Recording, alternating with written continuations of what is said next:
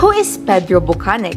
Pedro Bukaneg, also known as the father of Ilocano literature, was born during the Spanish period in the month of March, year 1592 in Bantay, Abra. It is presumed that Bukaneg's ancestry is of the Itnegs. Wait.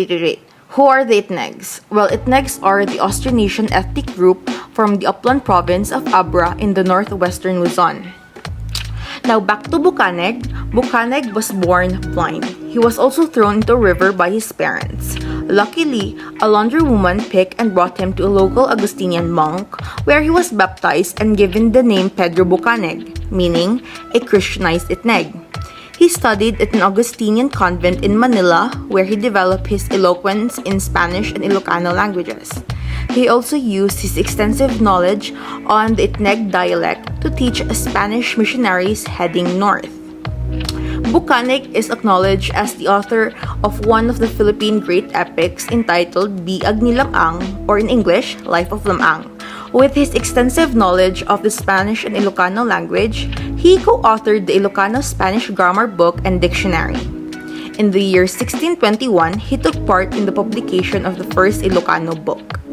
His famous poem entitled Patay, or in English, Dead, shows his clear and vigorous philosophy on death.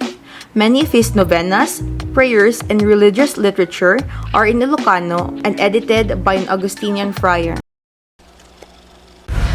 Biag Lamang is a pre-Hispanic epic poem of the Ilocano people of the Philippines.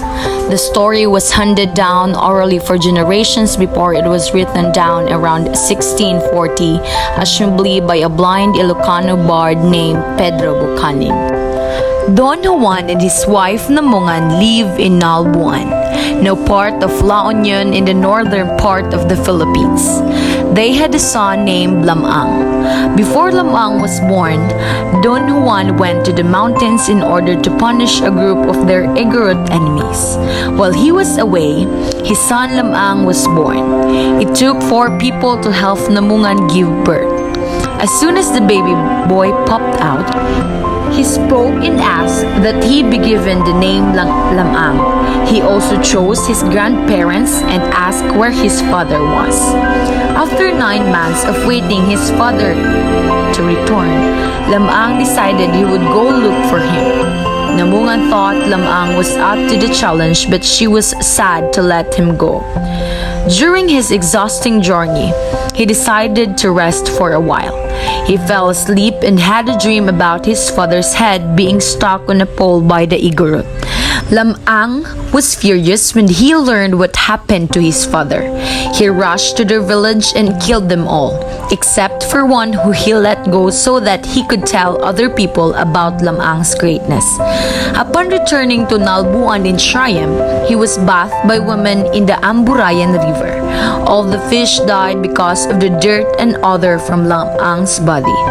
There was a young woman named Ines Kanuyan whom Lamang wanted to woo. She lived in Kalanutian and he brought along his white rooster and gray dog to visit her.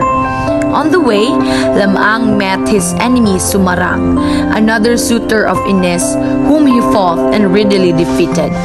Lamang found the house of Ines surrounded by many suitors, all of whom were trying to catch her attention.